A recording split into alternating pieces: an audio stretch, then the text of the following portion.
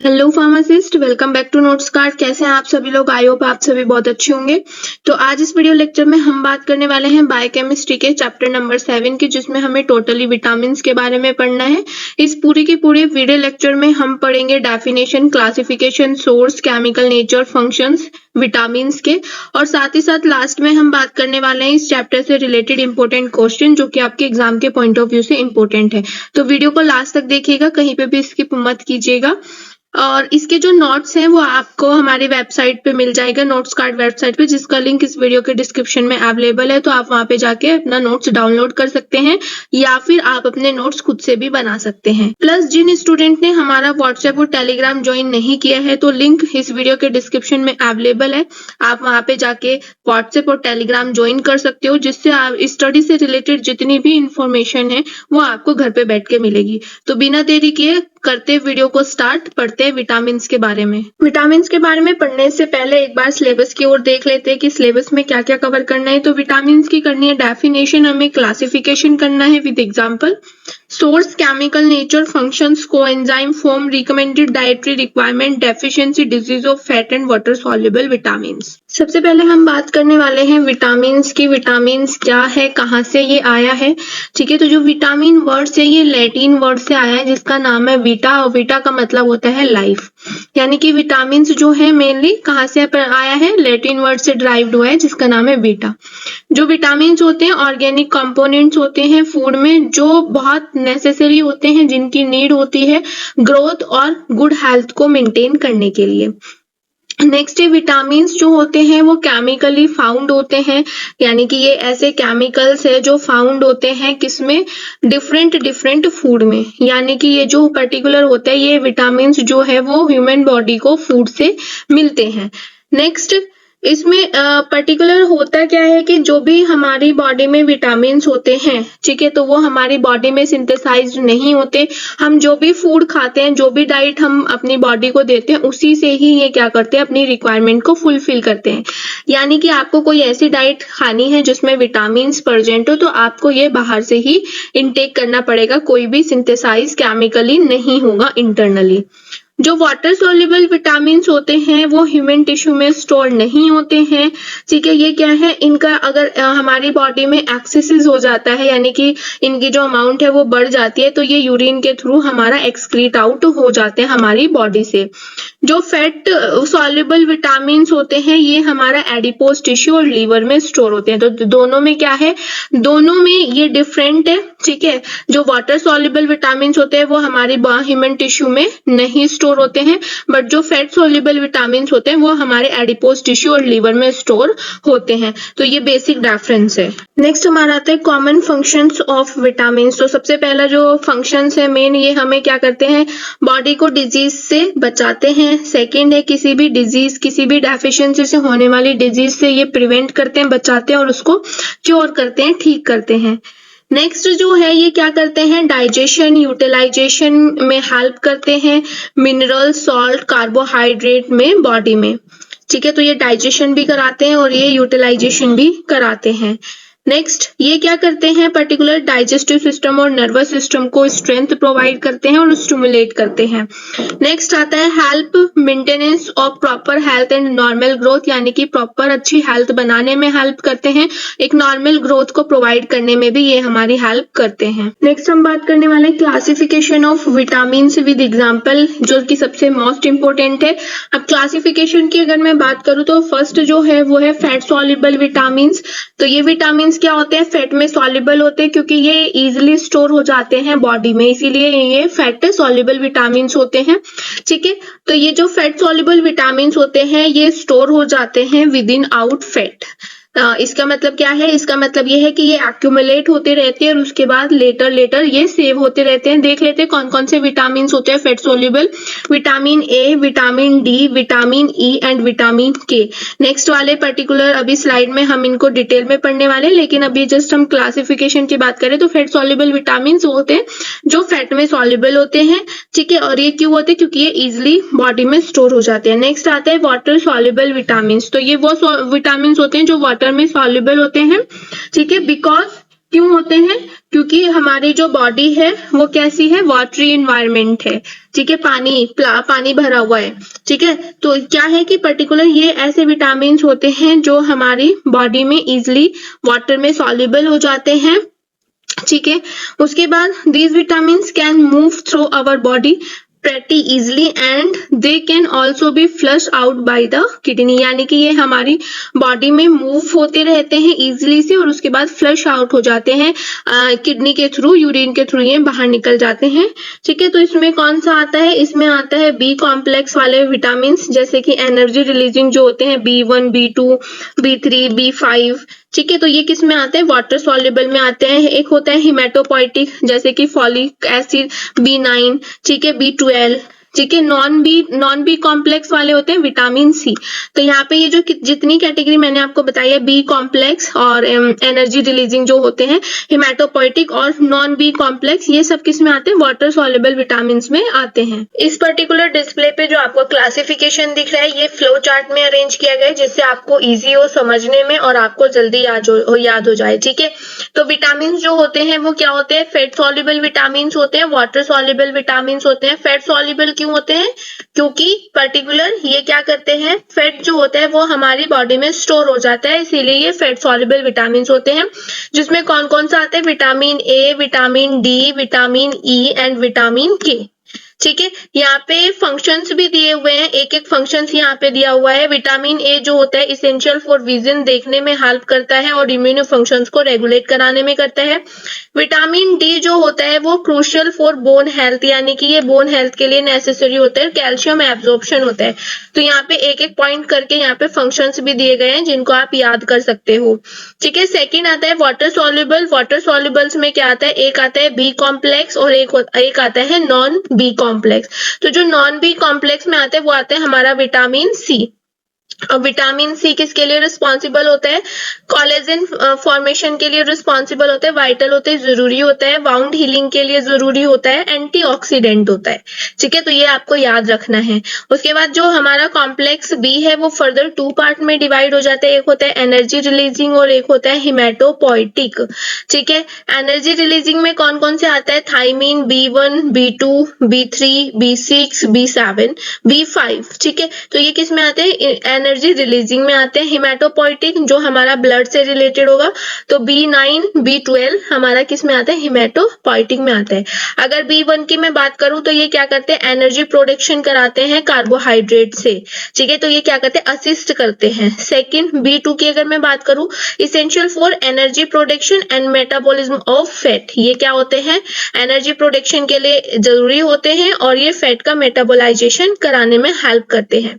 अगर B3 की बात की जाए तो B3 जो होते हैं वो important for DNA repair and energy production.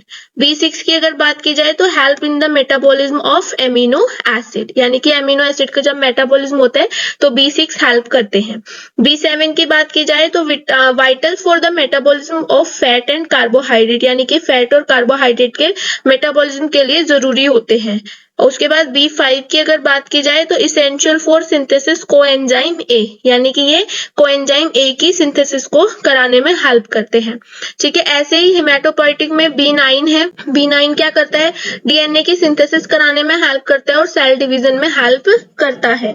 Vitamin B12 क्या करता है, इसेंशियल फॉर नर्व फंक्शंस, या जितने भी हमारे नर्व फंक्शंस होते हैं उनके लिए जरूरी होता है, एंड फॉर्मेशन ऑफ RBC, ठीक है। तो ये जस्ट जर्नल फंक्शंस हैं किसके, विटामिन के। नेक्स्ट हम बात करने वाले हैं source, chemical nature, function, coenzyme, form, recommended dietary requirement, deficiency, disease of fat and water soluble vitamins, यानी कि जितने भी हमारे फैट सॉल्युबल विटामिन्स अभी हमने फ्लो चार्ट में देखे थे और जितने भी हमारे वाटर सॉल्युबल विटामिन्स है उनके बारे में हमें बताना है। सबसे पहले हम बात करेंगे विटामिन ए की। विटामिन ए क्या होता है, तो vitamin A is also known as retinol, यानी कि इसको क्या बोला जाता है, रेटिनोल, डिहाइड्रोरेटिनोल भी बोला जाता है। यहाँ पे आपको ये स्ट्रक्चर इसका दिख रहा है जो है हमारा विटामिन ए का स्ट्रक्चर, ठीक है। ये क्या होता है, कलरलेस विटामिन है, इनसॉल्युबल है वाटर में, सॉल्युबल है इन फैट में, ठीक है। क्योंकि विटामिन ए किसकी कैटेगरी में आता है, फैट सॉल्युबल विटामिन की कैटेगरी में आता है। तो जो फैट सॉल्युबल विटामिन होंगे वो वाटर सॉल्युबल नहीं होंगे, यानी कि वाटर में इनसॉल्युबल होंगे, ठीक है। उसके बाद अगर ये सनलाइट के एक्सपोजर में आते हैं तो ये क्या हो जाते हैं, डिस्ट्रॉय हो जाते हैं, खराब हो जाते हैं। तो ये तीन चीजें आपको याद रखनी रखनी है। नेक्स्ट हम बात करते हैं सोर्स की, कहाँ से हम इसको डिराइव्ड कर सकते हैं।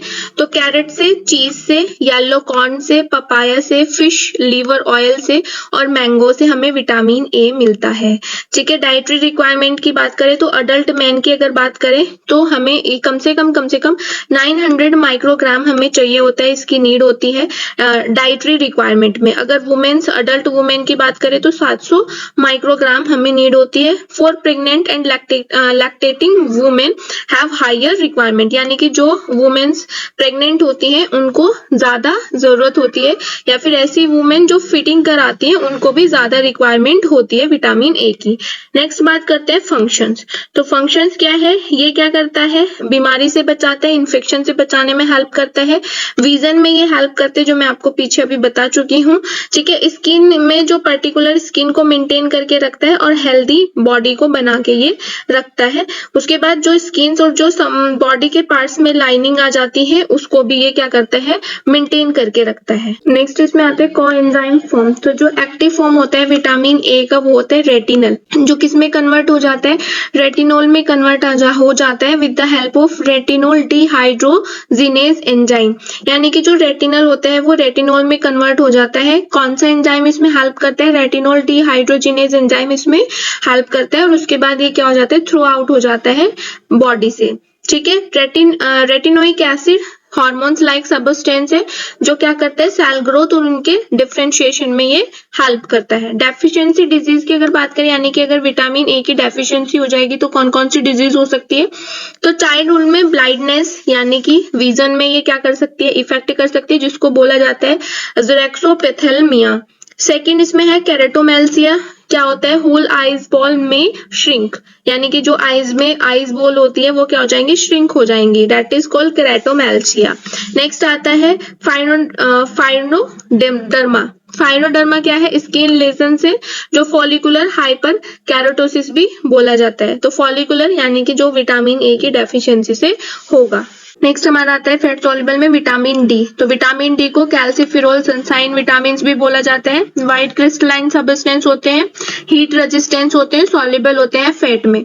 सोर्स की अगर मैं बात करूं तो मिल्क, सनलाइट एक्सपोजर जिसमें सबसे ज्यादा विटामिन मिलता है, इसीलिए बोला जाता है कि मॉर्निंग में सुबह उठते ही हमें अपनी बॉडी को सनलाइट प्रोवाइड करानी चाहिए क्योंकि उसमें सबसे ज्यादा विटामिन डी पाया जाता है। Mushroom, cod liver oil, egg yolk और बटर, ये क्या है, सोर्स है विटामिन डी के। डाइटरी रिक्वायरमेंट की अगर बात करूं तो IOM यानी कि according to the institute of medicine जो रिक्वायरमेंट बताई गई है अडल्ट में वो 600 से 8 से इंटरनेशनल यूनिट बताई गई है। फंक्शंस की बात करूं तो ये क्या करते हैं, जो विटामिन डी होता है इम्यून सिस्टम को रेगुलेट करने में हेल्प करता है, सेल की ग्रोथ करने में हेल्प करता है, डिफरेंशिएशन कराने में हेल्प करता है। उसके बाद ये मेनली हेल्थ बोन को मेंटेन करने में और टीथ के लिए जरूरी होता है, इसेंशियल होता है। नेक्स्ट आता है विटामिन डी की कोएंजाइम फॉर्म। तो जो कैल्सिट्रोल है वो एक एक्टिव फॉर्म है विटामिन डी की जो एक्ट करती है as a coenzyme. Deficiency disease की अगर बात करूं तो चाइल्ड में विटामिन डी की कमी से रेक्टस नाम की डिजीज हो जाती है जिसमें जो बोन का ग्रो मूवमेंट है वो रुक जाता है। ऐसे ही अडल्ट में ऑस्टियोमैल्सिया नामक डिजीज होती है जो सिमिलर होती है रिकेट्स से, जिसमें क्या होता है, बोन सॉफ्ट होना स्टार्ट हो जाती है और ब्रेक डाउन होना स्टार्ट हो जाती है। मेनली क्या है, ऑस्टियोपोरोसिस नाम की डिजीज हो जाती है जिसमें जो बोन्स होती है वो टूटना स्टार्ट हो जाती है। और ये क्या है, अदर ऑटो इम्यून डिसऑर्डर भी हो सकते हैं, यानी कि विटामिन डी की डेफिशिएंसी से ऑटो इम्यून डिसऑर्डर भी हो सकते हैं। नेक्स्ट हम बात करने वाले हैं फैट सॉल्युबल में विटामिन ई की। जो विटामिन ई है इसको टोकोफेरोल एंटीस्टेराइल फैक्टर बोला जाता है। ये क्या होता है, लाइट येलो ऑयल होता है, स्लोली ऑक्सीडाइज होता है और अगर यूवी रेज के कांटेक्ट में आएगा तो डिस्ट्रॉय हो जाएगा। सोर्स की अगर मैं बात करूं तो सोर्स है विटामिन ई के corn, egg, milk, soybean, meat और राइस। डाइटरी रिक्वायरमेंट की अगर मैं बात करूं तो according to the national institute of health यानी कि NIH जो इसका रिकमेंडेड होते हैं वो डेली अडल्ट में, मैन में और वुमेन में 15 यानी कि 15 मिलीग्राम पर डे का होता है। ये अकॉर्डिंग टू NIH है।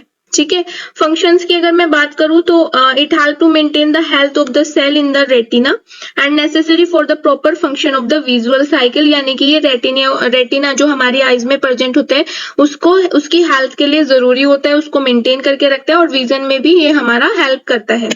सेकंड फंक्शंस है इम्यूनिटी फंक्शंस को क्या करता है, इम्यूनिटी फंक्शंस को रेगुलेट कराने में हेल्प करता है, इम्यून सिस्टम को रिस्पॉन्स करने में हेल्प करता है, एंटीऑक्सीडेंट की तरह यूज होता है और किसी भी डैमेज एरिया को क्या करता है, बचाता है बॉडी से, जिसमें कि उसका इन्फ्लेमेशन ना हो। तो अगर कोई ऐसी बॉडी पार्ट्स है जिसमें क्या हो जाता है, डैमेज होते हैं, तो उससे इन्फ्लेमेशन होने से बचाता है, सेल की ग्रोथ में हेल्प करता है और डिफरेंशिएशन में हेल्प कराता है। नेक्स्ट अगर बात करूं कोएंजाइम फॉर्म की, तो टोकोफिरोल और टोकोट्राइनोल ये क्या है, एज ए कोएंजाइम एक्ट करते हैं। डेफिशिएंसी डिजीज की अगर बात की जाए तो ये क्या होता है, अगर विटामिन ई की कमी है, डेफिशिएंसी है, तो जो इन्फेंट्स होते हैं उनका क्या होता है, बर्थ के टाइम लो वेट हो जाता है। ठीक है। सेकंड, न्यूरोलॉजिकल प्रॉब्लम्स हो सकती हैं, माइंड से रिलेटेड, नर्वस सिस्टम से रिलेटेड, इम्पेयरमेंट हो सकता है इम्यून रिस्पॉन्स का। ठीक है। न्यूरोमस्कुलर प्रॉब्लम्स हो सकती है। तो ये क्या है, डेफिशिएंसी डिजीज है। नेक्स्ट हमारा आता है विटामिन की, जिसको हम फाइलोक्यूनिन भी बोलते हैं। यहाँ पे फाइलोक्यूनिन का स्ट्रक्चर भी मेंशन किया गया है, आप इसको नोट डाउन कर सकते हो। ठीक है। एंटी हेमरेजिक फैक्टर्स होते हैं और लाइट से ये सेंसिटिव होते हैं। सोर्स की अगर मैं बात करूं तो कॉरिएंडर लीफ, कैपबैक और ब्रोंकली, ठीक है, गवावा, ये क्या है, इसके सोर्स हैं। कुछ अदर फ्रूट्स भी हैं। ठीक है। डाइटरी रिक्वायरमेंट की बात करूं तो पर डे जो इनका इंटेक होना चाहिए मैन में और वुमेन में, वो कितना होना चाहिए, 120 माइक्रोग्राम पर डे होना चाहिए। फंक्शंस की अगर मैं बात करूं तो विटामिन K2 जो होता है वो ब्लड क्लॉटिंग के लिए इंपॉर्टेंट होता है और हेल्दी बोन्स को मेंटेन करके रखता है। नेक्स्ट आता है कोएंजाइम फॉर्म। तो जो विटामिन K1 है, फाइलोक्यूनिन एक्ट करता है as a coenzyme, vitamin K2 menaquinone और विटामिन K3 मेनाडायोन, ये क्या है, कोएंजाइम फॉर्म है। डेफिशिएंसी डिजीज की अगर मैं बात करूं तो ये क्या करते हैं, अगर इनकी कमी हो जाता है, लॉस ऑफ ब्लड अगर हो जाते हैं, तो क्लॉटिंग पावर कम हो जाती है। इन्फेंट्स हैमरेज शुड फॉर्म, यानी कि जो छोटे बच्चे होते हैं, इन्फेंट्स होते हैं, उनमें हैमरेज होने के चांसेस हैं। नेक्स्ट हम बात करने वाले हैं वाटर सॉल्युबल विटामिन की, जिसमें हमारा सबसे फर्स्ट विटामिन आते हैं B1, जिसको हम थायमीन बोलते हैं। तो जो थायमीन होता है वो वाटर सॉल्युबल विटामिन है। ठीक है। ये क्या करता है, कार्बोहाइड्रेट के मेटाबॉलिज्म में हमारी हेल्प करता है और इसको जो है वो एंटी बेरीबेरी और एंटी न्यूरोटिक भी बोला जाता है। ठीक है। तो ये याद रखने वाली बात है। यहाँ पे जो आपको स्ट्रक्चर दिख रहा है ये थायमीन का स्ट्रक्चर है, तो आप इसको नोट डाउन कर सकते हैं। सबसे ज्यादा इंपॉर्टेंट है, स्ट्रक्चर बनाना नेसेसरी है। सोर्स की अगर मैं बात करूं कहाँ से ये हमें मिलेगा, तो seeds oil, nuts, yeast, animal liver, ठीक है, किडनी, हार्ट, यहाँ से इसके सोर्स इंक्लूडेड हैं। डाइटरी रिक्वायरमेंट की अगर मैं बात करूं तो जो डाइटरी सप्लीमेंट है अडल्ट्स के लिए वो है 1 to 1.5 mg per day, childrens के लिए 0.7 to 1.2 mg पर डे और प्रेगनेंसी और लैक्टेशन वुमेन्स के लिए है 2 mg पर डे। फंक्शंस की अगर मैं बात करूं तो ये क्या करता है, कार्बोहाइड्रेट के मेटाबॉलिज्म में हेल्प करवाता है, एनर्जी प्रोवाइड करता है, एनर्जी को कन्वर्ट करने में हेल्प करता है। सेकंड, मसल्स कॉन्ट्रैक्शन में हेल्प कराता है, जितने भी नर्व सिग्नल्स होते हैं उनको कंडक्टेड करता है और आगे प्रोसीड करने में हेल्प करता है। विटामिन B1 में जो कोएंजाइम है वो है thiamine pyrophosphate, as a coenzyme act करता है, नोट डाउन कर सकते हैं। डेफिशिएंसी डिजीज की बात करें तो विटामिन B1 की डेफिशिएंसी से बेरीबेरी हो सकता है, लॉस ऑफ एपेटाइट हो सकता है, पेरिफेरल न्यूरोपैथी हो सकता है। नेक्स्ट हमारा आता है विटामिन B2। विटामिन B2 के सोर्स क्या है, मिल्क प्रोडक्ट जितने भी होते हैं वहां से ये मिल सकता है, मीट, एग, लीवर और किडनी। ठीक है। राइबोफ्लेविन जो है वो विटामिन B2 है, विटामिन B2 को ही राइबोफ्लेविन बोला जाता है, स्ट्रक्चर यहाँ पे मेंशन है। डेयरी रिक्वायरमेंट की अगर मैं बात करूं तो जो हमारी डाइटरी रिक्वायरमेंट है वो अडल्ट्स में 1.2 to 1.7 mg पर डे होना चाहिए। ठीक है। और आप जब इन विटामिन को याद करेंगे तो आप एक चार्ट बना सकते हैं जिसमें आप इसको सारे के सारे सोर्स, डाइटरी रिक्वायरमेंट, फंक्शंस आप लिख सकते हैं। जो हमारा फंक्शन है, राइबोफ्लेविन क्या करता है, एक्ट करता है कोएंजाइम की तरह। ठीक है। और जितने भी हमारा पर्टिकुलर रिएक्शंस होते हैं उसमें ऑक्सीडेशन और रिडक्शन कराने में हेल्प करता है। उसके बाद जितनी भी हमारी ब्लड सेल्स है उनको प्रोटेक्ट कराने में हेल्प करता है, प्रोटेक्शन में हेल्प करता है और बॉडी ग्रोथ में हेल्प करता है। ठीक है। तो ये मोस्ट इंपोर्टेंट है। कोएंजाइम की अगर फॉर्म की बात करूं तो फ्लेविन मोनोन्यूक्लियोटाइड, जिसको हम FMN भी बोलते हैं, और सेकंड जो कोएंजाइम है वो है फ्लेविन एडेनिन डाई न्यूक्लियोटाइड, जिसको हम FAD भी बोलते हैं। डेफिशिएंसी डिजीज की अगर मैं बात करूं तो इसमें हो सकते हैं डर्मेटाइटिस, ठीक है, डिजीज कॉज हो सकती है, और ग्लोसाइटिस। नेक्स्ट हमारा आता है विटामिन B3। ये भी क्या है, वाटर सॉल्युबल है, नियासिन और निकोटिनिक एसिड हम इसको आइडेंटिफाई करते हैं and also known as pellagra preventing factor. Source की अगर मैं बात करूं तो लीवर ईस्ट, होल ग्रेन्स और पर्ल्स लाइक बीन्स, पीनट, ये सब क्या है इसके सोर्स हैं। डाइटरी रिक्वायरमेंट की अगर बात की जाए तो डेली रिक्वायरमेंट होती है 15 से 20 mg। फंक्शंस की अगर मैं बात करूं तो थेरेपेटिकली ये क्या करते हैं, बायोकेमिकल इफेक्ट बॉडी में प्रोड्यूस करते हैं। ठीक है, जितने भी बायोकेमिकल एक्टिविटी होती है उनको उनमें हेल्प करते हैं। सेकंड, ये क्या करते हैं, ग्लूकोज और यूरिक एसिड के लेवल को इंक्रीज करते हैं सर्कुलेशन में।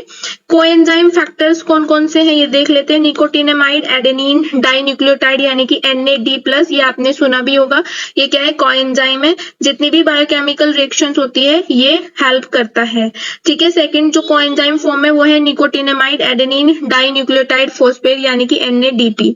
ठीक है, डेफिशिएंसी डिजीज की अगर मैं बात करूं तो प्लेग्रा और डर्मेटाइटिस इसकी डेफिशिएंसी से हो सकता है। नेक्स्ट हमारा विटामिन आता है विटामिन B5, जिसका एसिडिक नेम है पैंटोथेनिक एसिड। ये क्या है, it is also known as anti dermatitis factor, widely distributed in nature. Source की अगर मैं बात करूं तो egg, liver, meat, yeast, milk से इसके सोर्स है जहां से ये हमें मिल सकता है। डाइटरी रिक्वायरमेंट कितनी रहती है, daily intake for adult 5 to 10 mg यानी कि पर डे 5 से 10 mg आपको इनटेक करना है। फंक्शंस क्या है, पेंटोथेनिक एसिड जो एक्सक्रीटेड होता है कोएंजाइम A की हेल्प से होता है। ठीक है, इसका जो रोल होता है वो मेटाबॉलिक पाथवे में यूज होता है। मोर देन 70 एंजाइम ऐसे हैं जो कोएंजाइम A के ऊपर डिपेंडेबल रहते हैं। कोएंजाइम फॉर्म क्या होगी, कोएंजाइम A की तरह ये एक्ट करेगा, यानी कि इसमें जो कोएंजाइम यूज होगा वो कौन सा होगा, coenzyme A। Deficiency disease, burning feet syndrome, जिसमें क्या होता है हमारा जो फीट होते हैं उसमें पेन, नबनेस होना स्टार्ट हो जाती है, स्लीपनेस एंड फैटिग्यू, ये क्या है, डेफिशिएंसी डिजीज है। नेक्स्ट विटामिन हमारे पास आता है विटामिन B6, जो यूजुअली 3 कंपाउंड को रिप्रेजेंट करता है जिनका नाम है पायरोडॉक्सिन, पायरिडॉक्सिल और पायरोडॉक्सा एमाइन। यहाँ पे स्ट्रक्चर दिया गया है पायरोडॉक्सिन का।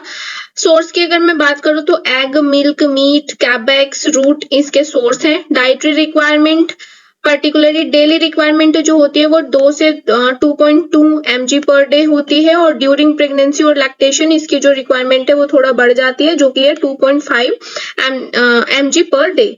ठीक है, फंक्शंस की मैं बात करूं तो ये क्या करता है, क्योंकि इसमें पायरिडॉक्सा एमाइन है प्रेजेंट है तो ये एमिनो एसिड का मेटाबॉलिज्म कराने में हेल्प करता है। सिक्रीशन ऑफ सेरोटोनिन में हेल्प करता है, हिस्टामाइन में हेल्प करता है। उसके बाद जितनी भी हमारी एंटीबॉडी सिंथेसिस होता है उसमें भी ये हेल्प करता है। कोएंजाइम फॉर्म कौन सी यूज होती है, PLP यानी कि पायरिडॉक्सल फॉस्फेट, इसमें एज ए कोएंजाइम यूज होता है। डेफिशिएंसी डिजीज की अगर मैं बात करूं तो न्यूरोलॉजिकल डिसऑर्डर हो सकता है लाइक डिप्रेशन और मेंटल कंफ्यूजन।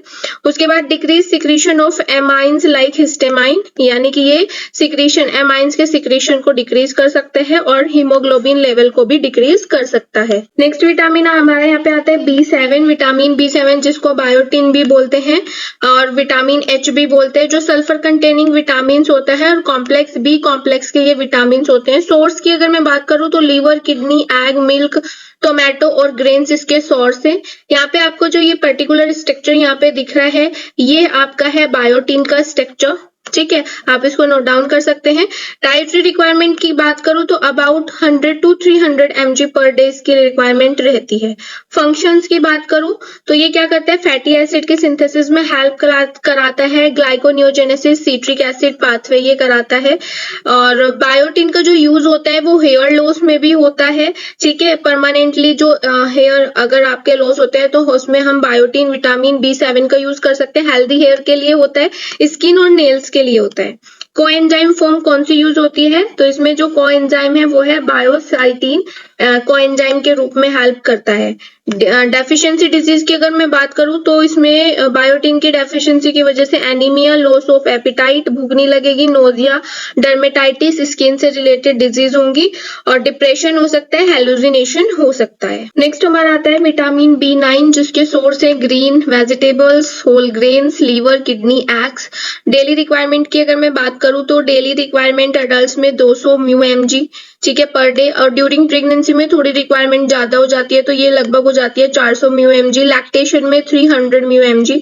फंक्शंस की बात करूँ तो डीएनए आरएनए के प्रोडक्शन में हेल्प कराते हैं, जितनी भी जेनेटिक रिएक्शंस होती है उनमें भी हेल्प कराता है, जितने भी सेल्स और टिश्यू का ग्रो मूवमेंट होता है उसमें भी ये हेल्प कराता है, एल्डोसेंस में भी हेल्प कराता है और प्रेगनेंसी के टाइम पे भी हेल्प करता है।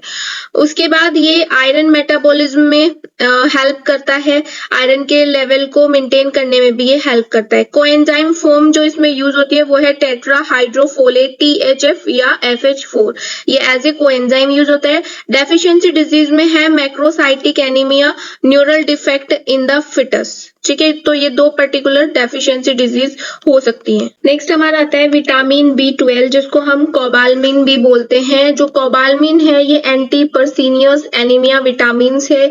ठीक है, ये जो विटामिन है ये मेनली माइक्रो ऑर्गेनिज्म से सिंथेसाइज्ड होता है, एनिमल्स प्लांट से सिंथेसाइज्ड नहीं होता है। सोर्स की अगर मैं बात करूँ तो liver, kidney, milk, fish, curd, chicken इसके सोर्स हैं।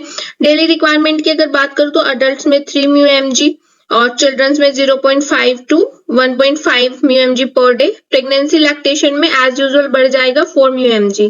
फंक्शंस की अगर मैं बात करूं तो ये रेड सेल्स प्रोडक्शन में हेल्प करता है, डीएनए में हेल्प करता है। ठीक है, डीएनए के डेवलपमेंट में हेल्प करता है। उसके बाद ब्रेन की और नर्व सेल्स के डेवलपमेंट में भी ये हेल्प करता है। कोएंजाइम जो फॉर्म इसमें यूज होती है, फर्स्ट है मिथाइल कोबेलामाइन और एडिनोसाइक्लोबेलामाइन, दो इसमें यूज होती है। डेफिशिएंसी डिजीज हो सकती है pernicious anaemia, neuronal degeneration. Next आता है हमारा विटामिन सी। विटामिन सी बहुत कॉमन है, आपने सबसे ज्यादा सुना भी होगा। तो जो विटामिन सी है ये क्या होता है, वाटर सॉल्युबल होता है। ठीक है, वाटर सॉल्युबल है जिसमें हमारा एस्कॉर्बिक एसिड प्रेजेंट होता है, ये इसका स्ट्रक्चर है एस्कॉर्बिक एसिड का।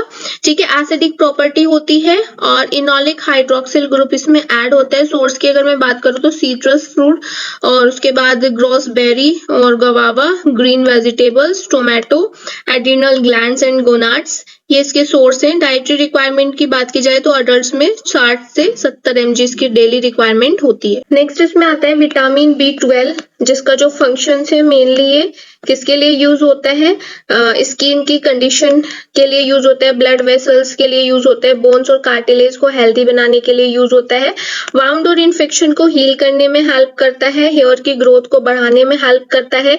कोएंजाइम फॉर्म जो इसमें यूज होती है वो है एस्कॉर्बिक एसिड। डेफिशिएंसी डिजीज की अगर मैं बात करूँ तो सॉरगम्स, लूज टीथ, एनीमिया हो सकता है इसकी डेफिशिएंसी से। उसके बाद इम्यूनो कंपैटिबिलिटी है जो डिक्रीज हो सकती है अगर इसकी डेफिशिएंसी हुई, और वाउंड हीलिंग डिले हो सकता है अगर विटामिन B12 की डेफिशिएंसी हो जाती है तो। नेक्स्ट हम बात करने वाले हैं इंपॉर्टेंट क्वेश्चन की, जो कि एग्जाम के पॉइंट ऑफ व्यू से इंपॉर्टेंट है। इस चैप्टर से रिलेटेड जितने भी इंपॉर्टेंट है वो आपको यहाँ पे शो हो रहे हैं। फर्स्ट क्वेश्चन है define vitamin and classify them with suitable examples, जो कि हम पीछे बात कर चुके हैं। सेकंड क्वेश्चन है discuss about the water soluble vitamins in detail. Third question है what is the basic difference between water soluble vitamins and fat soluble vitamins. Next question है explain vitamin B12 and vitamin C। Next है how to maintain vitamin B3 and B5 in human body. Next है discuss about the vitamin K। तो सारे question के जो answers हैं वो अगर आपने प्रॉपर तरीके से वीडियो लेक्चर देखा होगा तो आपको इनके सभी के आंसर मिल चुके होंगे। आप अपने नोट्स बना सकते हैं, आप नोट डाउन कर सकते हैं इन क्वेश्चंस को। नेक्स्ट क्लास में हम बात करने वाले हैं अपने चैप्टर नंबर 8 की, जिसमें हमें टोटल मेटाबॉलिज्म के बारे में स्टडी करनी है, यानी कि हमारी बॉडी में कैसे carbohydrate, protein, lipids, amino acid का मेटाबॉलिज्म होता है विदाउट एनी केमिकल स्ट्रक्चर। ठीक है, तो हम बात करने वाले हैं उन पाथवेज की, उन साइकिल के जो हमारे मेटाबॉलिज्म में हेल्प करते हैं, जैसे कि metabolism of carbohydrate, metabolism of lipids, metabolism of amino acid and proteins and biological oxidation. Thank you for watching this video. If you have any query and question, then ask me in comments box. Thank you so much. And if you want to connect with us, then join our Telegram or WhatsApp group. Link will be mentioned in description box. Thank you so much.